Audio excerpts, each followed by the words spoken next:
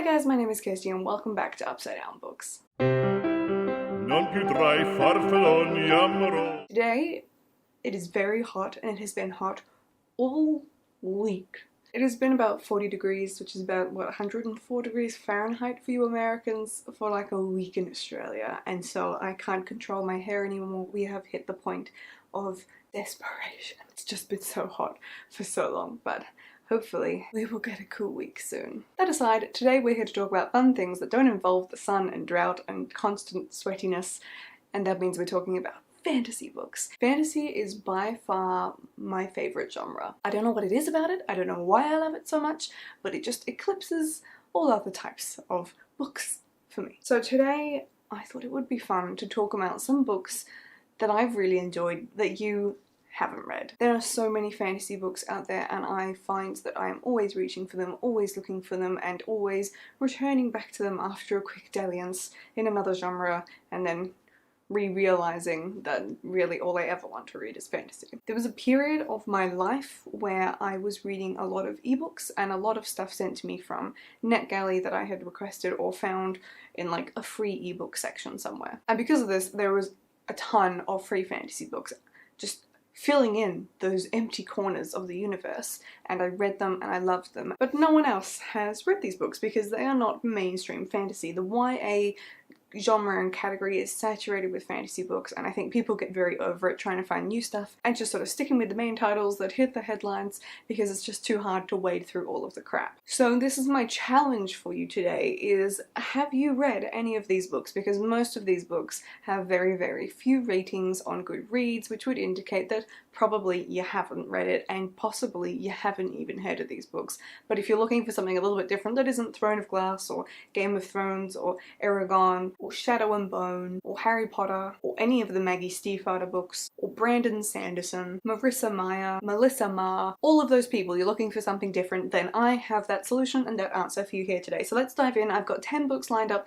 that we're going to look at that I can almost guarantee you haven't read. The first book that I'm going to be talking about is called Otherkin, and this is by Nina Berry. Now this book was something I read way back when in high school off a friend's recommendation, and I loved the whole trilogy. It is a bit of a paranormal fantasy and it involves shapeshifters, and it is a lot of fun. This book only has 1,300 ratings on Goodreads and its average rating is 3.85. I personally rated it 4 out of 5 stars because I really enjoyed it. I did read these via audiobook.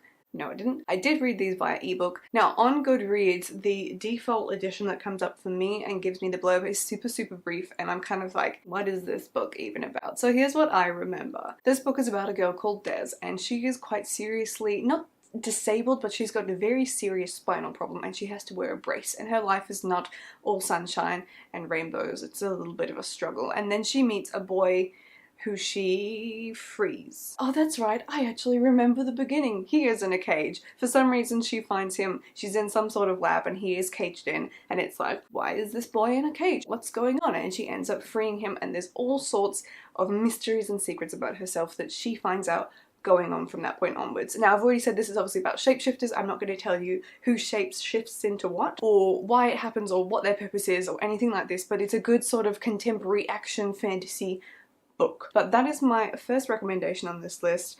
Otherkin by Nina Berry.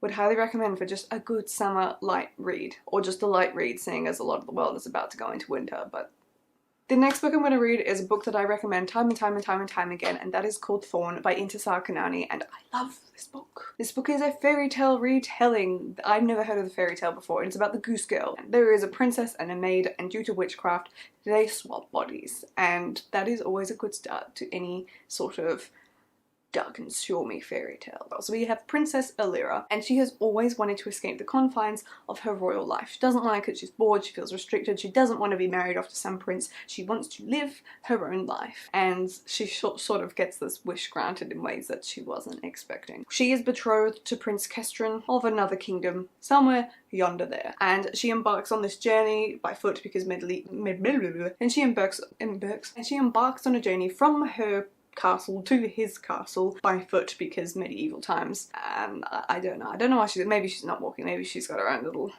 doesn't matter. So she embarks on a journey from her castle to his castle to meet him and to organize the wedding and get married and voila, fulfill her royal duty. And she's super not thrilled about this. But along the way, there is a sorceress and she robs her of her identity. She puts her soul, her being, her mind, whatever it is, into the body of a maid who is not particularly nice. I think there's a talking boar's head as well. I can't remember how that comes into it. Now this one does have 4,000 ratings on Goodreads. It's a little bit more popular. The average rating is just over 4 stars. I personally rated it 5 stars. It has an absolutely stunning cover, as you can see, and I just can't recommend reading this enough. The next book I'm going to be talking about is Poison by Bridget Zinn. Now this book has got a bit of a bittersweet backstory to it because Bridget has since passed away from cancer, I believe, after writing this book. So whenever you post a review or you share news about this book on Twitter or wherever you do, her husband looks after all of her accounts and replies and gives such meaningful thank yous. It breaks my heart. It also breaks my heart that she has passed away because this was so good and we will never get another story from her. So this book is all about a 16-year-old girl called Kyra who is a highly skilled potions master. Now the premise for this book is terribly exciting. It basically goes along the line that the kingdom is in deep trouble and the only way that it would be able to be saved is if the princess is poisoned. She is the kingdom's future ruler and also Kyra's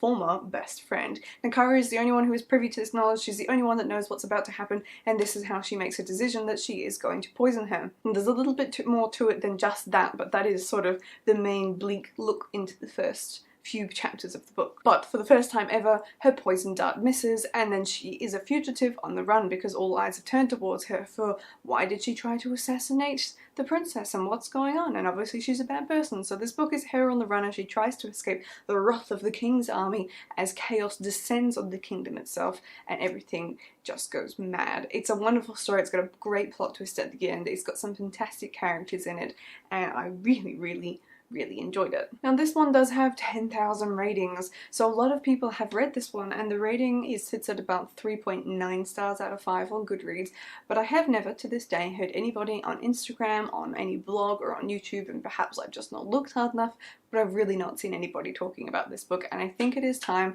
that all you fresh eyes out in the crowd that haven't been around reading weird, obscure fantasy since 2013 when this came out, to pick up this book and join in on the fun. This is a great story that definitely deserves a resurgence. My personal rating for this one was 4 out of 5 stars. Now the next book that I have to talk about, I don't think I have my copy with me. I think it's still at my parents' house, and that's Trick by Natalia Jaster. I have been meaning for years since I read this book for the first time to read the rest of Jaster's works because this is fantasy, comedic fantasy at its best. I loved this book. We follow the story of, well, it's set in a kingdom which is divided into 4 courts according to the seasons, and we follow the princess from one and the jester from another, and the princess is visiting the jester's kingdom and she sort of gets picked on by him, obviously with him being a jester and that being his job, but she doesn't particularly like it. And there's sort of this real love-hate relationship, really leaning towards the hate side, as she is kind of like, dude, please stop doing that, I don't appreciate it, you're taking it too far. And I can only imagine her frustration because that's not how jesters work.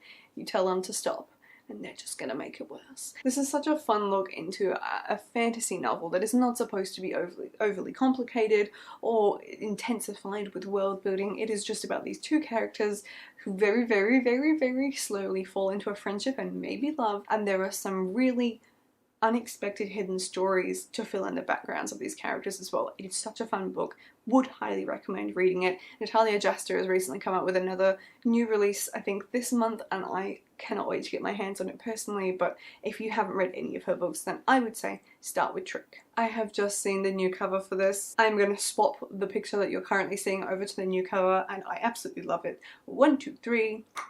How nice is that?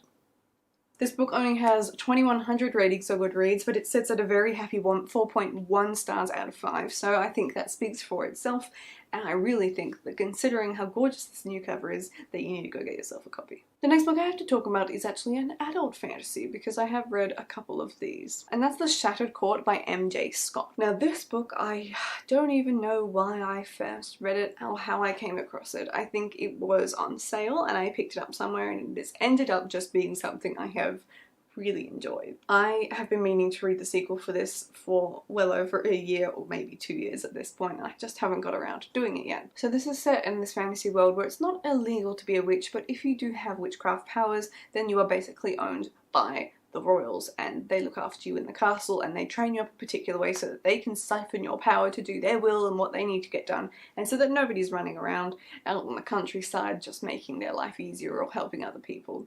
God forbid they did that. So the way that this works, I'm gonna have to read this to remind myself exactly how it is, but basically if a woman of royal blood it manifests any powers, then she's immediately entered into a contract of marriage so that she's bound by the rights of marriage and people have control over her. How lovely. It also means that she will serve her lord and ensure good harvests and other things like this. The main character in this one is 32nd in line to the throne, and she's about to find out whether or not she does have magic when there's an attack on the kingdom and it leaves everybody in chaos, and basically things just spiral out of control from her for her from this point onwards. She's forced to flee the court and she is given a protector, and his name is Lieutenant Cameron. And the relationship between these two characters is okay to start with, but it really blossoms into something. By the time you go through all the rigmarole of everything that happens in the story of her trying to flee from the kingdom or from the palace at least to get to safety, and where he has to take her and keep her pure and all of this la-di-da, by the time we get to the end of the book, it has expanded so much from where we started, with new worlds on the horizon and a plot just teasing us with promises to come, and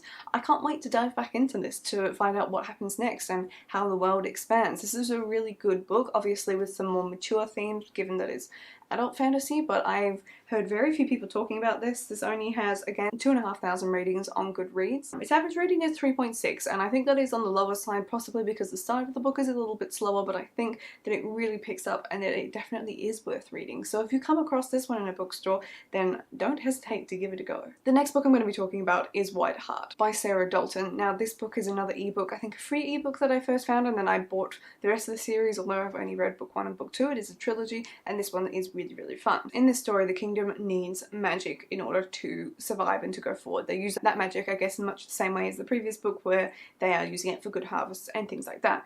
And the kingdom has not really seen a craftborn for a while. They don't know where they are when they come up, and so the king really needs to marry his son off to a craftborn to keep that magic alive and within the royal family. Now the main character in this, of course, is craftborn, but she does not want to be, does not expect to be, and there's a really pretty girl in her town who everyone is expecting will one day manifest powers and show that she is the craftborn one and will be married off to the prince. Now the first book is really great. We end up spending most of the book as the main character May is running away and escaping through the woods, and the pampered prince is on her heels trying to catch her and get her to come to the palace with him. They encountered all sorts of paranormal creatures and stuff going on in the woods, and it's just a good fantasy thing where there's mist in the trees and suddenly there's magical things there and tests being thrown their way, and the books only get better as we go through the series, and other sort of, I guess, magical trials step up to challenge our main characters before they will ever find their happy ever after. So this is a really fun book that I really have enjoyed reading and never stop recommending. The next book that I have to read is called The Neverland Wars. Now this one I picked up because it is a retelling of Peter Pan, and who could pass that up? Now given that it's a retelling of Peter Pan, it's a very interesting take on it. The idea is that Peter has been going back and forth to Neverland for so long that he has very slowly aged, and now he is a young adult rather than a child. And our main character's younger sister gets taken away to Neverland one night, lured in by the magic and the lure of fun and freedom, and so our main character is sort of just young enough she can get away with escaping to Neverland as well. In this story there is a fight, a war between children and adults, because the adults want control of the power to kind of fix resources on Earth, but the children don't want the adults getting the power or the magic because they don't trust that they will do anything good with them. It is very much so this idea of Peter Pan versus Captain Hook, the adults versus children with imagination and fun, and it is great. It is just this whole nother spin and look at Neverland, and if you're a fan of Peter Pan, I can almost guarantee you that you're going to love this one. The next book that I will be recommending to you is called The Snow Globe. Now this is a really interesting and random book that I came across, and I loved it because I thought the concept was just good fun. Essentially what happens is we have a girl who works in some sort of curio shop, and one day she falls into a snow globe. It's a magical snow globe where a whole world exists within it. I love the idea of worlds being inside a snow globe. I would just be sold on that premise alone. But within this snow globe she is known, she's not just some random who's ended up there, and they need her to try and help fix the political state because there is a bad person in power in this kingdom. This is a really good story because it's fun just following the main character. She tries to bumble her way through this new world and not get stuck in it and try to work out how to get back out of the snow globe. So this is a really fun one, just a fun stretch of the imagination that is really different to anything out there, and I would be highly recommending to you to try. Now the next book I have to recommend is The City of a Thousand Dolls. Now this one is really good though, and I don't think people are talking about it enough. It is a slightly older book now, which is possibly why it's just not in the modern and contemporary hype of the YA fantasy genre, but this is really fun. Now this one is a really interesting one because it is not heavily focused on magic. I don't even know if there's any magic in it at all. However, it is a fantastical world. It is more of an epic fantasy, if you will. In this book, there is the city, which is the City of a Thousand Dolls, where orphan girls go to train as musicians, courtesans, healers, etc, etc, and our main character, Nisha, has just never really fitted in. She gets by there as the matron's assistant, and she mingles in with a lot of girls from different areas within the city itself. This turns into a big mystery as one by one the girls start to die, so there's a lot of value placed on these girls because the best ones from each of their classes will be married off to the wealthiest man or the man with the best prospects, which obviously isn't necessarily what they want or anything like that. It's a bit of a sad look into a sexist world, I suppose, but it is a fun mystery, and especially because it's tangled in with the idea of Nisha wanting to help her fellow sisters avoid being married off to men who just want to sort of collect girls and aren't particularly nice. I believe the sequel is coming out next year or has just come out this year, so whilst it came out a little while ago, it's been very slow going to get the sequel coming out, but I'm hoping that it is going to explore even more of this world because it was so promising. Now the last book that I have to share with you today is actually an urban fantasy, and that is Borderline. Borderline is a brilliant book that nowhere near enough people have read. This heavily features disabled characters. So the main character in this book doesn't have legs. She is in a wheelchair after an accident following a suicide attempt,